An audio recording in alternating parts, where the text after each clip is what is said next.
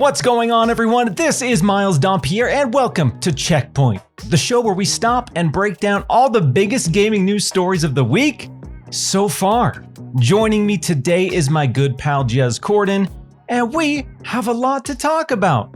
First up, Xbox has officially revealed the list of titles coming to Games with Gold for April 2022. Xbox Live Gold and Xbox Game Pass Ultimate members can look forward to the following 4 titles hitting the service next week. We have Outpost Kaloki K, which is available from April 1st until April 15th. We have Another Sight, available from April 1st until April 30th. We have MX vs. ATV Alive, available from April 16th until April 30th. We have Hue, available from April 16th until May 15th. All right, Jez, there have been some concerns from the community regarding the quality of titles hitting Games with Gold and the overall appeal of the service. What's your standing on this list of titles? Is this something that's going to quell those concerns or add fuel to the fire there? Oh, dude, I think people are going to be hyped as hell about these games. MX versus ATV, sick gaming right there. And Another Sight and the other ones, super great games. Nah, I think the writing is on the wall with Games with Gold. Like, a lot of people that seem to be quite protective of it because it is free games at the end of the day. So it's hard to be. It feels weird to complain about free games, but the quality is falling off a cliff. You know, how else can you put it? You know, can't put it any other way. So, how do I feel about these titles? I feel nothing. I feel no emotion. A void. Like you said, it's hard to complain about free games, and it is just a perk of the service. But when you look at the comparison of Xbox Game Pass, which is obviously their big subscription right now, they always talk about the award-winning games, the Metacritic average of the games in Game Pass. And there isn't that same correlation with Games with Gold. So one final question on this topic is, how does Xbox evolve this program, or do they just ditch this program entirely? Kill it. I think at this point, it's like, especially like when you look at what Sony's doing with PlayStation Plus right now, consolidating all of their live services under a single brand and stuff like that, it does feel like the whole Games with Gold, Xbox Live Gold, that whole thing feels like a vestigial limb that needs to be trimmed. I think it's time, just about time to put it out to pasture maybe, and just focus all on Game Pass. Go all in on Game Pass, because the value, like you say, the value is pretty obvious where the value is, you know? It's something I've talked about before, but yeah, Games with Gold feels like this weird relic of old Microsoft and old Xbox that they're just kind of clinging on to. Obviously, it generates revenue, so there's a financial component to keeping it around. There's been the conversations of, well, they're waiting to hit X number of subs before they get rid of it. Maybe there's some validity there. It's hard to say right now, but Games with Gold, it's just bad PR at this point. Again, yeah, we touched on not complaining about free games, but every time they post, I just see this wave of negativity surrounding the program and Xbox, and it's a bad look when you announce that you're giving games away for free and people are mad. Like that's a problem. Yeah. And some other big subscription service news, as you briefly touched on, PlayStation has announced the new and improved PlayStation Plus 2.0. The refresh of this offers 3 tiers with varying prices and varying features, which aims to combine PlayStation Plus and PlayStation Now into one convenient package. Let's take a look at what these services are and break down exactly what the 3 tiers are. So we have PlayStation Plus Essential, which is $9.99 a month or $60 for a year. And this essentially acts as PlayStation Plus as we know it now. You get your monthly games, you get some discounts, you get cloud storage, and you get online multiplayer access. From there, we have PlayStation Plus Extra for $15 a month or $100 a year, and this adds a catalog of up to 400 PS4 and PS5 games. An important note is all the games in this tier are downloadable and can be played natively. The final tier, PlayStation Plus Premium, is $18 a month or $120 for a year, and this adds an additional 340 games with PS3 games via cloud streaming and classic PS1, PS2, and PSP games. There's also another tier called PlayStation Plus Deluxe, which is available in markets where you can't get game streaming. So ahead of this reveal, Jez, people were saying that this would be PlayStation's answer to Xbox Game Pass. Some people were saying this would be the Game Pass killer, if you will. Where do you stand with this service? Do you think this is a great way to pull more players into the PlayStation ecosystem, or a way to kind of supplementally increase the cost per subscriber for PlayStation Plus? It's not quite the Xbox Game Pass killer that a lot of people were expecting, and there was a lot of speculation when this first leaked. And, this is why companies don't like leaks, is because you can't control the narrative around them. So when Spartacus first leaked, the obvious comparisons were like, oh, Sony's taking on Game Pass. But considering that they've been pretty vocal about the fact that they're not putting their own first-party games in their day and date. For example, Horizon Forbidden West, which only came out a few weeks ago, that's probably not going to be in their day and date. It's going to be more like EA Plays Vault, where EA, after a few months and EA sees the sales drop off, then they put the games in their vault. In that vein, it's probably not a Game Pass competitor, because we don't have that sort of that Netflix-like consistency where all the games, whether it's Halo, Starfield, Call of Duty in the future potentially, are going to be in their day and date, which is not just like a huge driver of value for existing customers, but they see it as a way to entice people into the ecosystem. So for Sony, I feel like there's a different motivation here. It's about unramping more of their existing customers into the service, trying to create value for existing PlayStation customers, whereas Microsoft's using it as a key differentiator to sort of say to people, we've got a lot of value on our platform, come across, or maybe have an Xbox Series S as a companion console kind of thing. So both companies are coming at it in a slightly different way, which is fine, but I don't think it's quite the Xbox Game Pass killer or whatever. And I don't think it really affects that value proposition that Microsoft's really offering to new to Xbox customers potentially. So how do I feel about it? It's cool for existing fans. Does it excite me as someone who doesn't have a PlayStation? Not exactly. I need to see what that library is first. I kind of wish the cloud stuff worked on mobile. I think that's a big miss and a strange omission. But again, that could be about capacity, right? Maybe they think like, if we go put in PlayStation Now on mobile devices, we won't have enough capacity and we'll have queues and lag and stuff like that. Maybe, I don't know. Because PlayStation Now on PC is actually pretty good. So we'll just have to wait and see what the full library looks like. It could be like they're talking about hundreds and hundreds of games here, but they could be bad games. There could be hundreds of bad games, and Microsoft's been very, very careful to curate the quality of the games that are in Game Pass too. Like there's a lot of high Metacritic rated titles in there, so full blown comparisons are hard to make right now. But it's an interesting development in any case. Yeah, I think the Game Pass comparisons ahead of launch were pretty unfair, because as you touched on, this probably from PlayStation's perspective wasn't necessarily trying to be the one-to-one Xbox Game Pass that everyone wants it to be. That being said, Xbox Game Pass talks about 100 plus games in the service. These guys are saying we have 700 plus games in our service, which is huge. And again, if you are someone who's in the PlayStation ecosystem, that's probably exciting. Knowing that you can play this back catalog of massive games, that is interesting. You touched on the day and date stuff, which is the biggest comparison for people like us in the Xbox camp who are used to that. And because we've grown accustomed to that, we want to see PlayStation do it. We want to see Nintendo do it because it saves us money at the end of the day, and we can play more games at the end of the day. And that's where a lot of these conversations come from, I think. I think that both models can be successful. I've seen a lot of incredible cynicism regarding the PlayStation Plus tiers, and I'll admit the service hasn't been the most enticing to me. I will keep my base PlayStation Plus, but that library of back catalog titles has to be stacked with bangers for me to want to, jump up to $18 a month there. That being said, it is interesting to see PlayStation having a more streamlined service that leans into PlayStation Plus, because PlayStation Now, arguably ahead of the curve. It launched way back in 2014. But since then, it hasn't even hit 5 million subscribers. So there's clearly been a messaging problem with that service. And PlayStation Plus, on the other hand, has a ton of positivity surrounding it. So I think this is a better offering for fans. And hopefully, this will keep Game Pass striving to be the dominant subscription service. All right, Jez. Generally speaking, I think Xbox Game Pass is the best deal in gaming.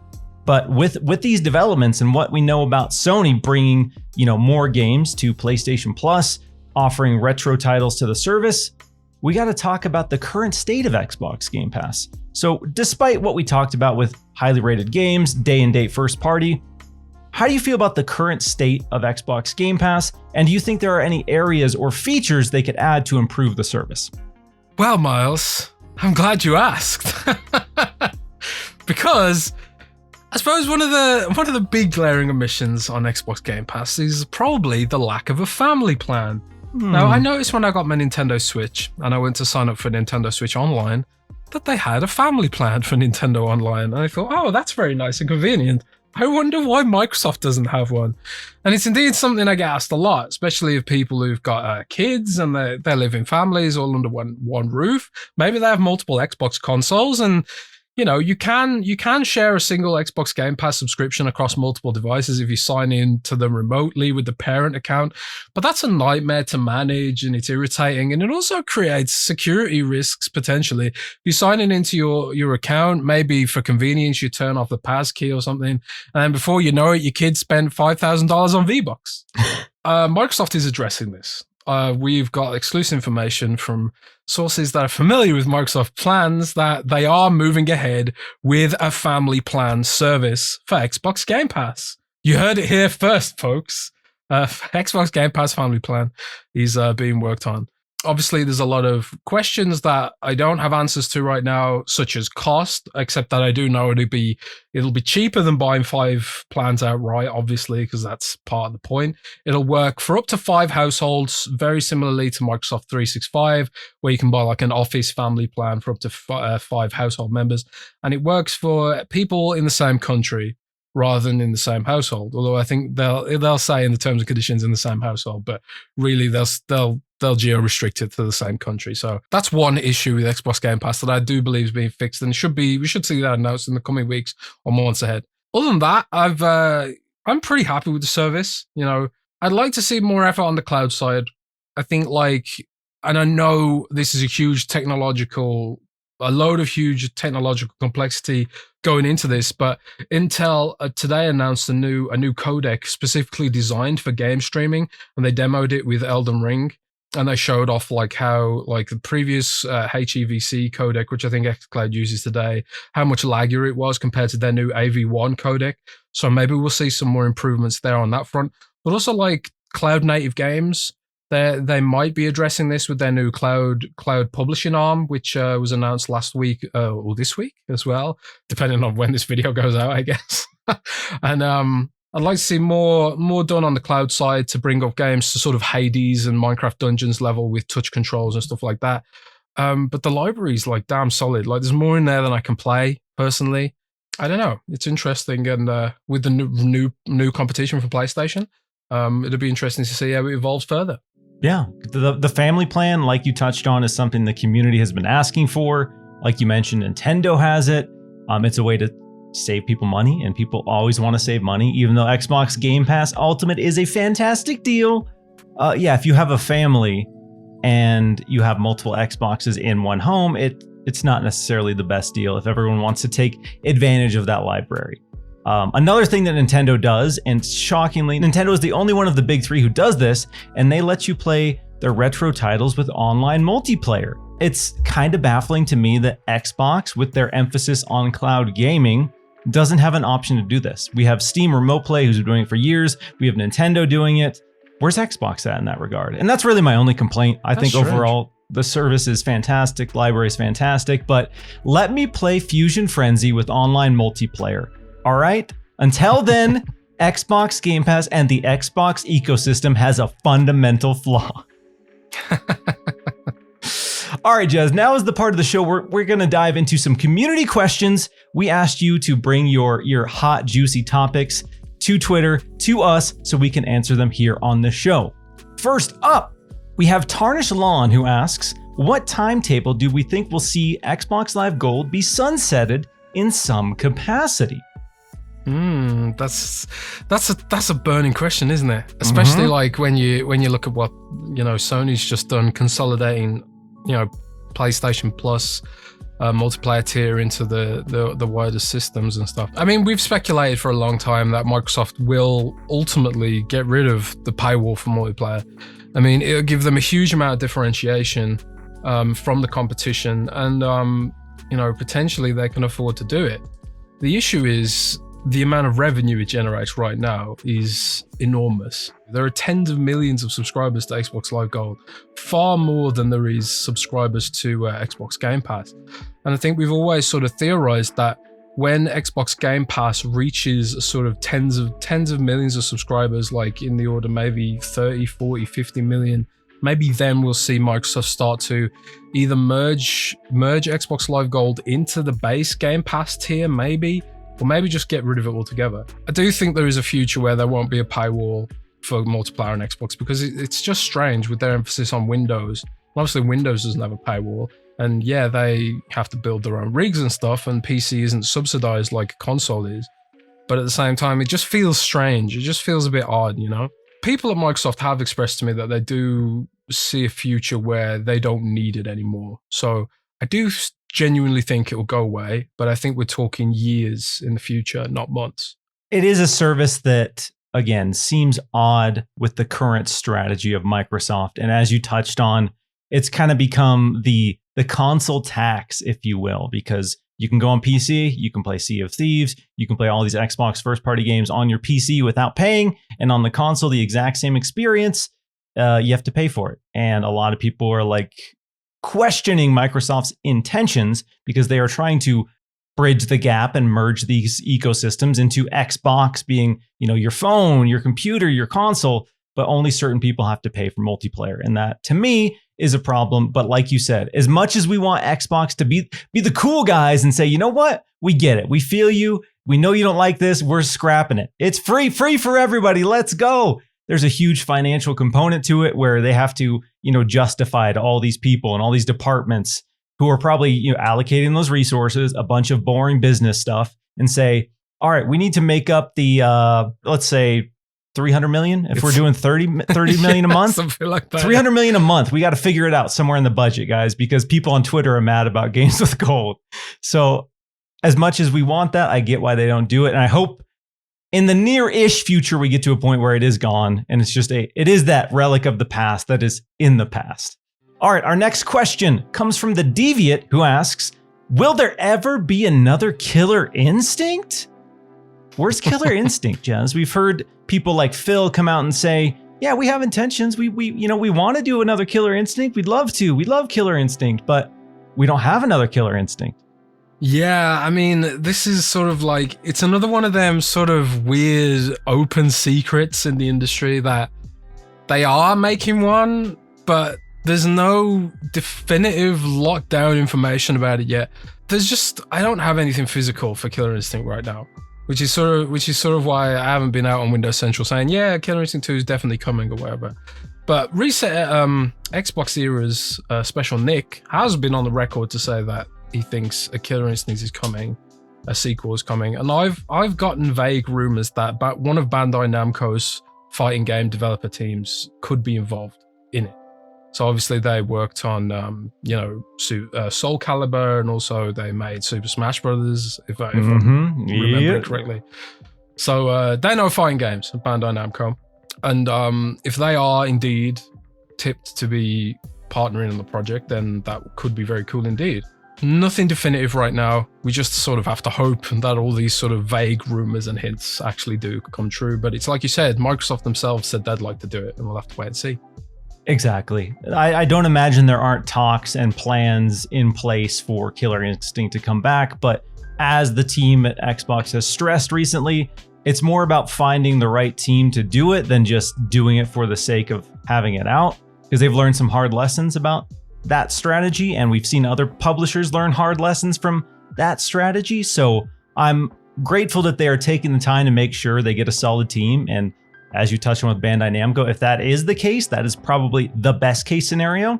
And then we can say, all right, well, they killed Killer Instinct. Now it's time for Bandai, like they did with Super Smash Bros. Ultimate, to make the Xbox mascot fighter. Right, Jess? Yeah.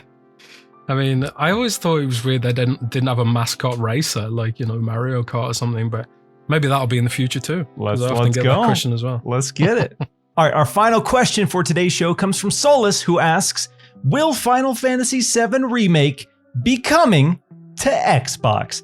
So, for context, there was rumors, speculation that Final Fantasy VII Remake was a 1-year timed exclusive for PlayStation.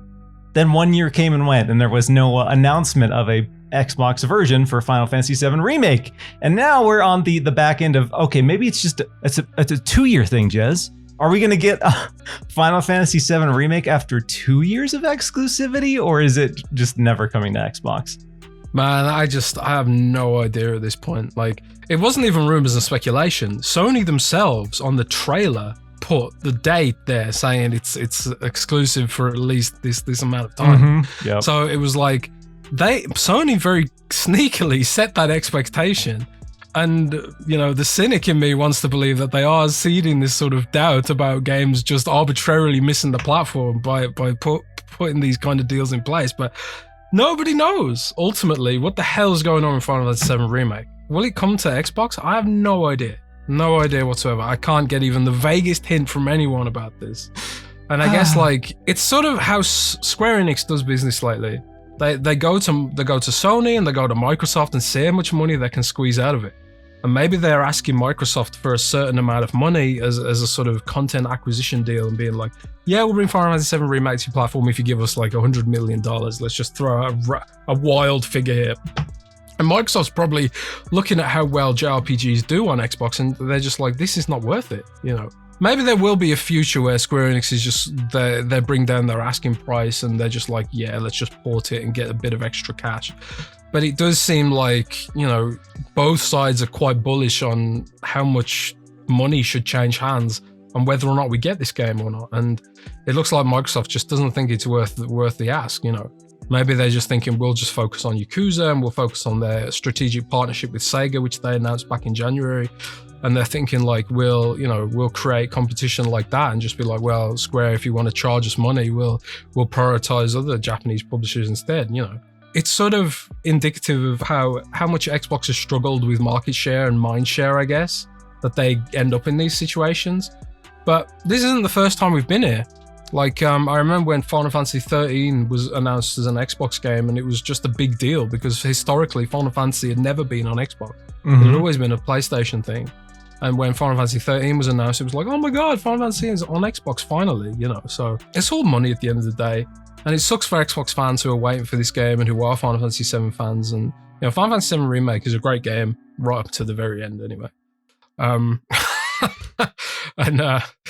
It just kind of sucks that, we gamers get stuck in this situation, but, it's all business and money at the end of the day. Unfortunately, we'll just have to wait and see. As someone who's been waiting for all the Mana games to come to Xbox, just probably to no avail.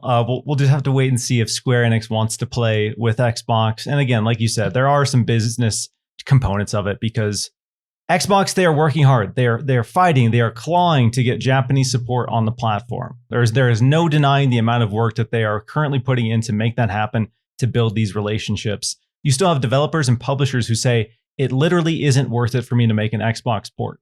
And that narrative, no matter how widespread it is, that is damaging to the platform when it comes to Japanese games because it can't just be a one-off in most cases. Likely there are a lot of people who feel that way, and that's why we're seeing certain titles skip it because, as much as people say, oh, it's just a port, it doesn't take long, it still takes time. It still takes money. And if they don't feel that time and money is going to be worth that investment, they're just not going to do it.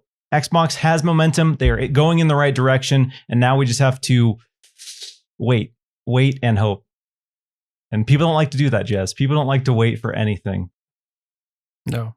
All right. Well, that is going to do it for this week's episode of Checkpoint. Thanks so much for joining us. If you enjoyed this video, hit that like button, share it out. If you are new to the channel, go ahead and subscribe for more Xbox and PC content.